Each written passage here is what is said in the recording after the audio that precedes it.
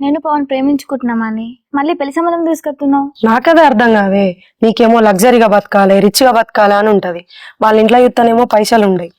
మన ఇల్లు కిరాయే చక్కగా కట్టారు. అయినా నీకెట్లా నచ్చిండే?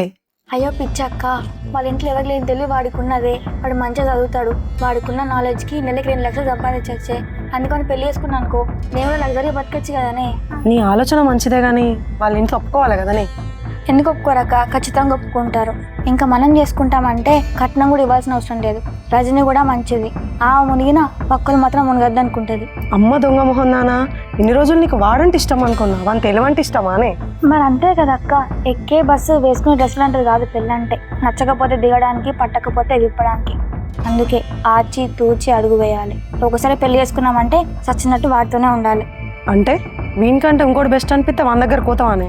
కనిపించినప్పుడు వద్దాంలే, నాకు ఆకలి అవుతుంది. పానం పెట్టకు.